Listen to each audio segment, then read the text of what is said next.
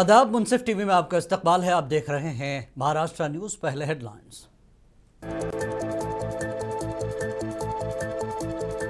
Operation सिंदूर के लिए outreach programme पर नहीं होनी चाहिए सियासत। एनसीपी एससीपी रोके पार्लियामेंट। सुप्रिया सोले का बयान।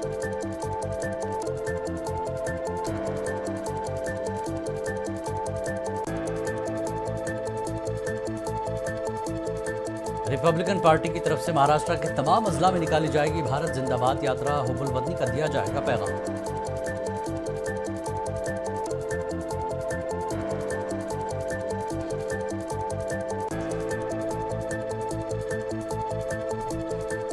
वक्फ तरमीम एक्ट की मुखालफत में औरंगाबाद के आम खास मैदान में होगा जलसे आम।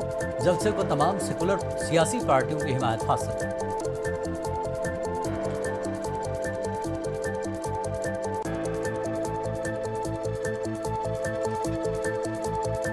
कल्याण में मकान की छत गिरने से 6 लोगों की मौत। फ्लैट के मालिक को मुबैना तौर पर गैर कानूनी काम करने के इल्जाम में किया गया गिरफ्तार।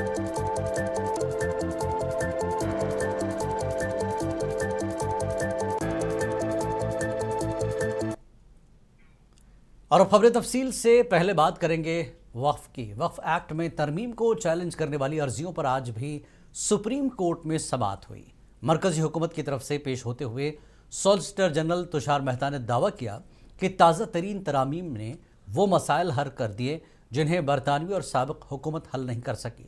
उन्होंने यकीन दिलाया कि वक्फ ट्रिब्यूनल के पास सिविल अदालत के इख्तियारात हैं और नामजद अफसर के किसी भी फैसले को ट्रिब्यूनल में चैलेंज किया जा सकता है।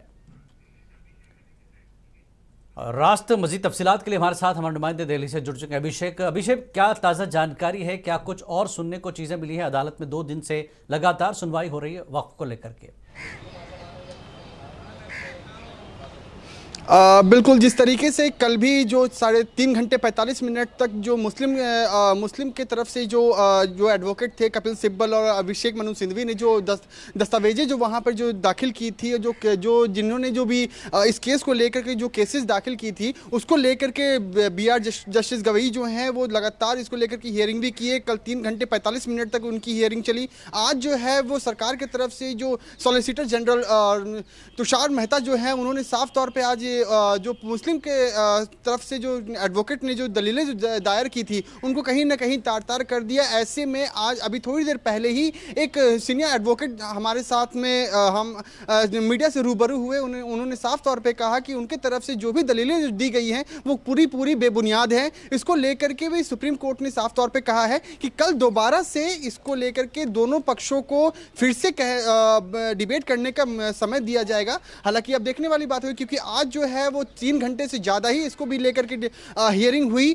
सभी चीज़ों को सामने रखा गया। तीनों एक्ट जो जिस तरीके से जो मुस्लिम के तरफ से जो उन्होंने जो केसेस जो दायर की थी उसको लेकर के भी साफ तौर पे कहा गया कि जो वक्फ अमेंडमेंट जो एक्ट जो है वो कहीं ना कहीं हमारे जो सरकार की तरफ से जो किया गया है, जो दलीलें जो दी गई है वो हमारे तरफ से है और ये जो है वो पूरी बेबुनियाद कहीं से भी किसी भी नज़रिए से देखा नहीं जा सकता। इसको लेकर के भी सुप्रीम कोर्ट ने कहा है कि इसको लेकर दोबारा से कल जो है उनको दोनों को 2 घंटे की, जहां तक सूत्रों के हवाले से ये पता चल रहा है कि 2 घंटे तक दोनों को फिर से बोलने का मौका दिया जाएगा। हालांकि अब कल पे डिपेंड करता है कि कल किस तरीके से BR जस्टिस गवई जो है इसको देखते हैं और क्या कुछ निर्णय आता है वो तो आने वाला वक्त ही बताएगा। जी अभिषेक, जिस तरह से वक्फ ट्रिब्यूनल के पास सिविल अदालत के इख्तियारात हैं, ये कहना है तुषार मेहता का।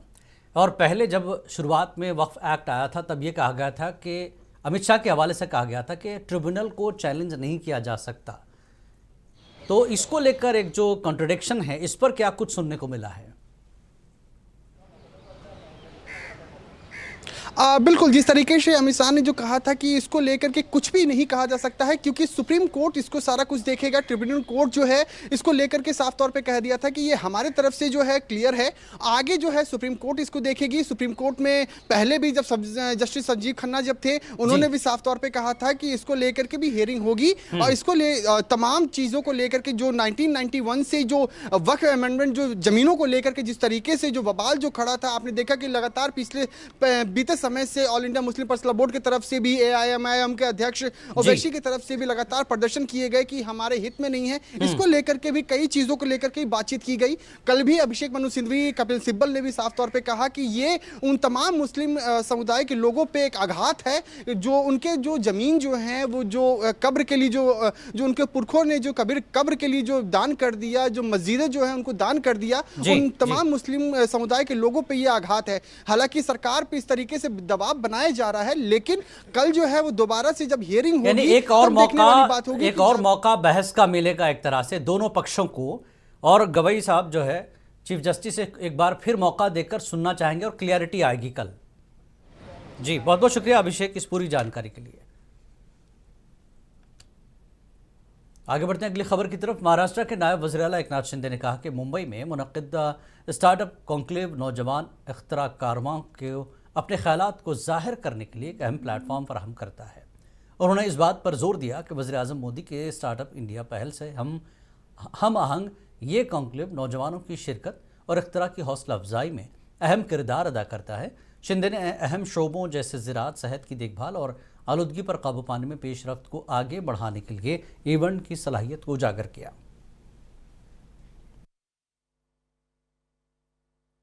स्टार्टअप कॉन्क्लेव 25 इसका आयोजन आज यहाँ पर हुआ है।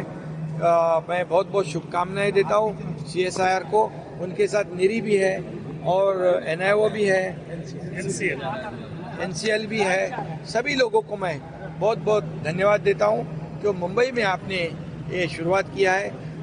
CSIR ने ये इनोवेशन कॉम्प्लेक्स भी मुंबई में शुरू किया है, और इसकी एक ही वजह है कि जो आदरणीय प्रधानमंत्री जी ने स्टार्टअप इंडिया को बहुत ही प्राथमिकता दी हुई है, क्योंकि अभी ये युवाओं का देश है, नई नई आइडियाज। जयंत नार्लेकर का मंगल की सुबह 87 साल की उम्र में इंतकाल हो गया। नार्लेकर एक अजीम साइंसदान थे, साथ ही वो माहिर तालीम और साइंस फिक्शन के मुसन्निफ भी थे, और उन्हें मुल्क में नए फल्कियाती माहिरीन को भी तैयार किया। वज़ीर आज़म नरेंद्र मोदी ने अपने ताज़ियती पैगाम में कहा कि डॉक्टर जयंत नार्लेकर का इंतकाल साइंसी शोबे के लिए एक बड़ा नुकसान है। वह ख़ास तौर पर फल्की तिबियात के मैदान में नुमाया मकाम रखते थे। महाराष्ट्र के वज़ीर आला देवेंद्र फडणवीस और नायब वज़ीर आला अजित पवार ने नार्लेकर के घर पहुंचकर उनका आखिरी दीदार किया और उन्हें खराज अक़ीदत पेश किया। एनसीपी एससीपी की MP सुप्रिया सुले ने ऑपरेशन सिंदूर पर आउटरीच प्रोग्राम पर कहा कि इस पर सियासत नहीं होनी चाहिए। हम इन हिंदुस्तानियों पर फ़ख्र कर रहे हैं और जो दहशतगर्दी के ख़िलाफ़ लड़ना चाहते हैं। हम दुनिया में किसी भी दहशतगर्दाना सरगर्मियों की मजम्मत करते हैं। हिंदुस्तान ने हमेशा अमन व हम आहंगी और खुशी का पैगाम दिया है। Well, groups are going in two parts, as you are all aware. I'm very, very grateful to the Honorable Prime Minister, to the MEA Jaishankar ji, and to Kiran Rijiju.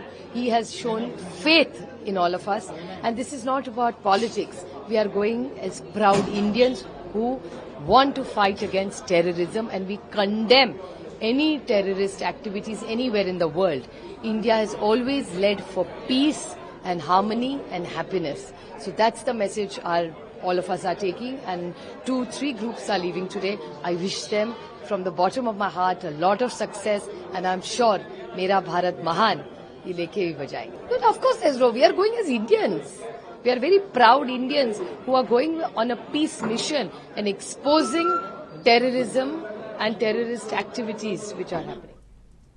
कुल जमाती वफ्द के बैरूनी दौरों के बारे में शिवसेना यूबीटी के leader Aditya Thackeray का कहना है कि हम कौम के लिए अपनी जानें कुर्बान करने के लिए तैयार हैं। हम दुनिया को बताना चाहते हैं कि हमले पाकिस्तान में मुकीम दहशतगर्दों ने किए थे और दुनिया के लिए उनको तबाह करने के लिए इकट्ठा होना बहुत ज़रूरी है। हमारी भूमिका कल हमने ट्विटर पे स्पष्ट कर दी है। यही है कि किरण रिजिजू जी जो केंद्रीय मंत्री हैं, उन्होंने उद्धव साहब से स्वयं बातचीत की फ़ोन करके और रिक्वेस्ट की थी, और हमारे जो थोड़े डाउट्स थे कि क्या ये पॉलिटिकल है, क्या कि ये बीजेपी के हिसाब से है, तो ये नहीं होते, ये देश के लिए है। और मैंने पहले भी कहा है, देश के लिए हम जान भी देने को तैयार हैं। देश की एकता, अखंडता, देश की सुरक्षा, ये सबसे महत्वपूर्ण है, और इसी को लेके दुनिया भर में हम ये बताना चाहते हैं, सिद्ध करना चाहते हैं कि जो हमले किए थे वो पाक बेस्ड टेररिज्म ने किए थे, और उसे नष्ट करने के लिए सारी दुनिया ने एक साथ आना जरूरी है। पहली बात। दूसरी बात, यहाँ देश में जो हमें सवाल पूछने हैं, जैसे वो 4 आतंकवादी कहाँ गए, कहाँ से आए, वो तो हम पूछते रहेंगे, लेकिन दुनिया भर में राजनीति न करते हुए हम सभी लोग साथ में हैं, ये हमने पहले ही बताया है। मुझे लगता है कि हमारे जो जवानों ने, हमारे जो आर्म फोर्सेस है, वायुदल हो या सारे जो जवान हैं, उन्होंने अच्छा काम किया है और इसकी सराहना, उसको सलाम हम भी करते हैं सारे लोग। कांग्रेस लीडर विजय वडेट्टीवार ने ऑपरेशन सिंदूर के हवाले से फिर एक मर्तबा हुकूमत से वजाहत तलब की है। विजय वडेट्टीवार ने कहा कि ऐसी बातें चल रही हैं कि पाकिस्तान ने कम लागत वाले चीनी ड्रोन्स का इस्तेमाल किया था, लेकिन पाकिस्तानी ड्रोन को तबाह करने के लिए हमने लाखों रुपए के मिसाइल दागे। ये चीन के हथकंडों का एक हिस्सा था। कांग्रेस लीडर राफेल तैयारों के ताल्लुक से भी हुकूमत से सवाल किया। पूछा गया है, बड़ा युद्ध हुआ है, छोटा युद्ध हुआ है, कितना क्या नुकसान हुआ है। आपने तो अमेरिका के इशारे पर शेक हैंड कर लिया है, हमारा सैनिक उन्होंने वापस दिया, उनका सैनिक जो हमारे पास था हमने उसको वापस दिया। अब इस बारे में कोई सवाल पूछना ये क्या गलत है डेमोक्रेसी में, कि हमारा कितना नुकसान हुआ है, हमारी कितनी कैजुअलिटी हुई है, हमारे कितने सैनिक का नुकसान हुआ है, हमारे कितने राफेल का ये हुआ है। अभी तो चाइना मेड 5000 ड्रोन उन्होंने भेजा, वो चाइना के थे, उस ड्रोन की कीमत 15,000 है, उसमें कुछ नहीं होता है। उसके लिए हमने 15 लाख का, मिसाइल की कीमत 15 लाख थी एक ड्रोन गिराने के लिए, वो 15,000 का ड्रोन, वो चाइना की उसके पीछे पॉलिसी थी। ये भी कहा जाता है, ऐसी भी चर्चा ये बहुत जोर से है, सच्चाई क्या है, सच्चाई क्या है ये मुझे नहीं पता, पर ये चाइना के 5-6 हजार ड्रोन हिंदुस्तान में भेजे गए, उसको गिराने के लिए।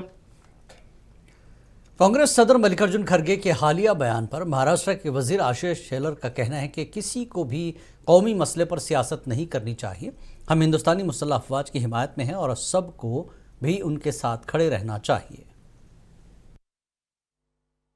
देखिए, इस बात पर राजनीति कोई भी न करे, हम मानते हैं और हम उसी तरीके से 140 करोड़ भारतवासियों के साथ और अपने भारतीय सेना के पराक्रम के साथ है। जो राजनीति कर रहे हैं वो राजनीति न करे ऐसा हम कह सकते हैं, और भारतीय सेना के पराक्रम का सम्मान करे, इतनी बात हम कर सकते हैं। देखिए, राष्ट्रवादी कांग्रेस का निर्णय है, महायुति का फैसला है, हम हमारा काम करेंगे। हम क्या करेंगे पूछने वाले घर में बैठे हैं, वो घर से बाहर निकले, जनता में आए तो उनको पता चलेगा कि जनता उनके साथ क्या कर। मरकजी वजीर व रिपब्लिकन पार्टी ऑफ इंडिया के सदर रामदास अठावले ने कहा कि 22 मई से 6 जून तक रिपब्लिकन पार्टी की तरफ से महाराष्ट्र के तमाम अजला में तिरंगा लेकर भारत जिंदाबाद यात्रा निकाली जाएगी, जिसके लिए जरिए मुल्क भर में अवामी बेदारी और हुब्बुल वतनी का पैगाम दिया जाएगा। अब तो मतलब भारत जिंदाबाद यात्रा के नाम से पूरे देश भर में, महाराष्ट्र में जिला प्लेस पर, तहसील प्लेस पर ये भारत जिंदाबाद यात्रा निकलेगी और तब मतलब पाकिस्तान मुर्दाबाद का नारा दिया जाएगा, हम सब एक है ये नारा दिया जाएगा, आतंकवादियों का खात्मा करो ये हम घोषणा करेंगे। और इसी तरह मतलब जन जागृति करने के लिए जो दलित समाज है, अम्बेडकरी समाज है, ये भी समाज पीछे नहीं है, ये भी समाज मोदी जी के साथ है और मतलब हम सब लोग देश के लिए लड़ने वाले लोग हैं। इसीलिए मतलब कल से हम पूरे देश भर में जगह जगह पर भारत जिंदाबाद यात्रा निकालेंगे। वक्फ तरमीमी एक्ट की मुखालफत में औरंगाबाद शहर में 25 मई को एक अजीमुशान जलसा हो रहा है। ये जलसा शहर के आम खास मैदान में शाम 6 बजे से रात 10 बजे तक जारी रहेगा। इस बात की जानकारी all India Muslim personal law board के रुकन और इमारत शरिया मराठवाड़ा के अमीर मुफ्ती मोइजुद्दीन कासमी ने दी। वो एक प्रेस कॉन्फ्रेंस से खिताब कर रहे थे। मुफ्ती मोइज ने इस जलसे को जुल्म के खिलाफ आवाज़ से ताबीर किया और तमाम मज़ाहिब के लोगों से जलसे में शिरकत की अपील की। मौलाना ने कहा कि मरकज़ी हुकूमत को मुसलमानों की इतनी फ़िक्र है तो वो वक्फ की 70% जायदादों से दस्तबरदार क्यों नहीं हो जाती। प्रेस कॉन्फ्रेंस में मोदी हुकूमत की मुस्लिम मुखालिफ पॉलिसियों पर सख्त नुक्ताचीनी की गई और वक्फ तरमीमी एक्ट के खिलाफ जारी तहरीक में मज़ीद शिद्दत लाने का ऐलान किया गया। इस जलसे को तमाम सेकुलर सियासी पार्टियों की हिमायत हासिल है। प्रेस कॉन्फ्रेंस में all India Muslim personal board के अरकान के अलावा जमात इस्लामी हिंद, वहदत इस्लामी हिंद, जमीयत उलमा हिंद के जिम्मेदारान के अलावा मुख्तलिफ सियासी पार्टियों से ताल्लुक़ रखने वाले मुस्लिम लीडरान भी प्रेस कॉन्फ्रेंस में मौजूद थे। 25 तारीख को जो प्रोग्राम हो रहा है ये इसमें हमारी गुजारिश ये है कि भाई ये सारे पूरे अक़लियतों का मसला है, आज मुसलमानों के बारे में ये बात हो रही, कल को जो है सिखों के और ईसाइयों के सभी के कब्रस्तानों और सभी के इबादत गाहों का जब मसला आएगा तो उस वक्त उनको भी बेदार होना पड़ेगा। इस वजह से हमारी अपनी गुजारिश ये है कि इस 25 तारीख के प्रोग्राम में ये लोग सब शरीक रहें और 25 तारीख का जो प्रोग्राम है इसको मजहबी रंग न दिया जाए, बल्कि ये एक जो है अक़लियतों की आवाज़ है जुल्म के खिलाफ। ये जो कानून बना है ये हमारे मुसलमानों पर जुल्म है, मुसलमानों की औकाफी ज़मीनों को हड़प कर लेना है और मुसलमानों की जितनी ज़मीनें हैं उनको जो है हुकूमत हथियाना चाहती है। 70% जो है औकाफ की ज़मीनें गवर्नमेंट के कब्जे में है, गवर्नमेंट के दफातर बने हुए हैं। अब अगर गवर्नमेंट जो है औकाफ के सिलसिले में संजीदा है और मुसलमानों की मदद करना चाहती है तो क्यों नहीं फिर गवर्नमेंट ये 70% जो है अराजी ये जो हुकूमत के कब्जे में है उसको ये कह दे कि भाई हम औकाफ के हवाले कर देंगे, और अगर नहीं है तो किराया हम हालात के एतबार से उसका किराया बढ़ाएंगे। आज बरोज़े बुध जो प्रेस कॉन्फ्रेंस यहाँ पर ऑर्गेनाइज की गई है सहारा होटल में, ये इस ज़िमन में की गई थी कि आने वाली 25 तारीख को इतवार के दिन शाम में 6 बजे से 10 बजे तक वक्फ बोर्ड अमेंडमेंट एक्ट जो लाया गया है तो वो हमको काबिल कबूल नहीं है। उसके ख़िलाफ़ जो एहतजाज हो रहा है, जो प्रोटेस्ट हो रहा है, उसकी तैयारी के लिए, उसके ऐलान के लिए प्रोग्राम रखा गया था और इसमें हम सब लोग मिलकर तमाम मज़ाहिबी मज़हब के उलमाए दीन, तमाम मुफ्तियान और तमाम दूसरे मज़ाहिब के ज़िम्मेदार, उसके साथ साथ हम तमाम सियासी पार्टी के लोग, जैसे यहाँ पर मैं हूँ, यूसुफ भाई है कांग्रेस से, एनसीपी से ख्वाजा भाई है और वंचित बहुजन अघाड़ी ने भी सपोर्ट बताया है। तमाम हमारे जो इंडिया अलायंस के जितने भी सियासी पार्टियां हैं हम सब इसको सपोर्ट कर रहे हैं और इंशाल्लाह ये एक इजलास जो रहेगा प्रोटेस्ट का बहुत कामयाब रहेगा, इसी हम उम्मीद रखते हैं और तमाम शहरियान से ये गुजारिश करते हैं कि इसमें शामिल होइएगा 25 तारीख को शाम में 6 बजे से 10 बजे तक। 10 बजे तक के आम खास मैदान के अंदर all India Muslim personal law board के ज़ेरे एहतमाम एक अजीमुशान इजलास आम लिया जा रहा है। हम बिरादरान इस्लाम के साथ साथ बिरादरान वतन को भी इंसाफ पसंद हमारे हिंदू, मुस्लिम, सिख, ईसाई तमाम मसलक के तमाम मज़ाहिब के लोगों से अपील करते हैं कि उसमें अपने इलाकों से भरपूर तामुन दें और कसीर तादाद में जमा होकर इस इजलास आम को कामयाब बनाने। सियासतदान रईस लश्कर बकरीद के पेश नज़र देवनार पहुंचे और वहां इंतजामात का जायज़ा लिया। उन्होंने GM डॉक्टर कलीम पाशा पठान को एक याददाश्त पेश की। रईस लश्करिया ने देवनार में लोगों से मुलाकात की और उनके मसाइल सुने। उन्होंने कहा कि बकरीद के इस पुरमसरत मौके पर हमें इकट्ठा होकर समाज की खिदमत करनी चाहिए। मैं देवनार के लोगों के मसाइल को समझने और उनके हल के लिए हमा वक्त तैयार हूँ। उन्होंने कहा कि हमें अपने मुआशरे को साफ़ सुथरा और महफूज बनाने के लिए मिलकर काम करना चाहिए।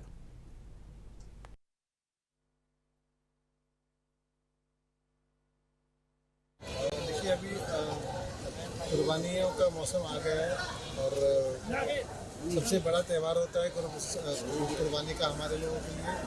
तो इसकी क्या तैयारियां यहाँ पे देवनार में हुई है, इस तैयारियों का जायज़ा लेने के लिए हम यहाँ पे मजलिस इत्तेहादुल मुस्लिमीन के हमारे तमाम जो कार्यकर्ता हैं सब लोग मेरे साथ में यहाँ पे आए हुए हैं और ये जानना चाहते थे कि यहाँ पे किस तरीके की तैयारियाँ चल रही है। यहाँ पे हमने जो हमारे GM साहब हैं कलीम पाशा साहब, उनसे मुलाकात की, उनको हमने हमारा नजर। ऑपरेशन सिंदूर की कामयाबी के बाद मुल्क भर में तिरंगा यात्रा निकाली जा रही है। मुख्तलिफ सियासी पार्टियों की जानिब से फौज की बहादुरी को सलाम पेश किया जा रहा है। इस ज़मन में नागपुर में कांग्रेस की जानिब से तिरंगा यात्रा निकाली गई। कांग्रेस नागपुर के सदर विकास ठाकरे ने कहा कि मुसल्लह अफवाज को हालिया सिंदूर ऑपरेशन के लिए खराज तहसीन पेश करने के लिए ये यात्रा निकाली गई है।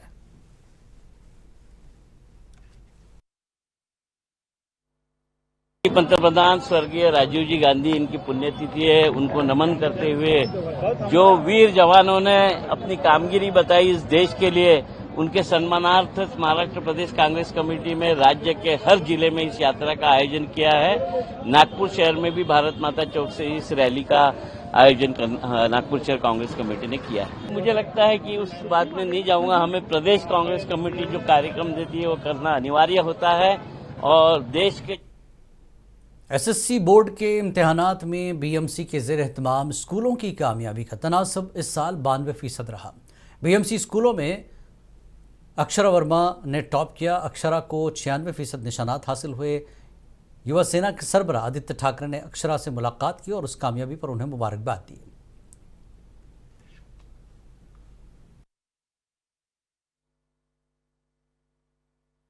खूप सोपं वाटतं कारण जे मार्क दिसतात 90%+ हे सोपं वाटतं, पण तिथे 90%+च्या ब्रॅकेटमध्ये गेल्यानंतर प्रत्येक टक्का तिथे महत्वाचा असतो आणि ही जी काही मेहनत असते त्याच्या मागे आई वडील असतात, शिक्षक, पूर्ण परिवार आणि स्वतःची मेहनत ती फार महत्वाची आहे. म्हणून मी आज अभिनंदन करायला आलेलो आहे, शिक्षकांचं पण अभिनंदन करायला आलो आणि अभिमान आहे की आपल्या मुंबई महानगरपालिकेच्या शाळेतून पहिले आले तर ते डॉक्टर त्यांना बनायचं अजून मार्ग खूप पुढचा लांब आहे, पण सुरुवात सांगतो अजूनही काही मागितलं नाही ते अजूनही आपण पाहतो त्याच्या खूप पुढे आले आणि ती चर्चा मला वाटतं मीडिया समोर मला करायची नाही.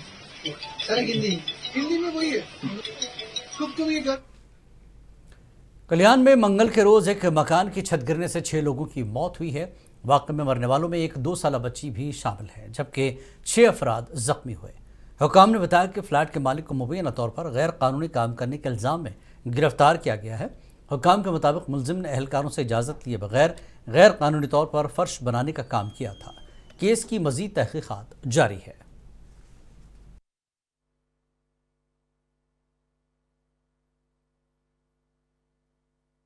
पुन्हा एक आपल्या सर्वांसाठी एक महत्वाची सूचना आहे. इमारतीमधील जे रहिवासी आहे त्यांनी आज इमारतीमध्ये जाण्याचा प्रयत्न करू नये. आपल्याला एक वेळ दिली जाईल, त्या दिवशी आपल्याला आपले सामान नेऊन जाण्याची मुभा दिली जाईल. त्याच दिवशी प्रशासन तुम्हाला सांगेल, त्याच दिवशी तुम्ही इमारतीमध्ये प्रवेश करायचा आणि तुमचे सामान घेऊन जायचे. पुन्हा एकदा महत्वाची सूचना सांगतो की आज इमारतीमधील जे रहिवासी आहे त्यांनी इमारतीमध्ये जाण्याचा इकडून मागून कुठूनही चुकूनही प्रयत्न करू नये. महाराष्ट्र न्यूज़ में फिलहाल इतना ही। आदाब।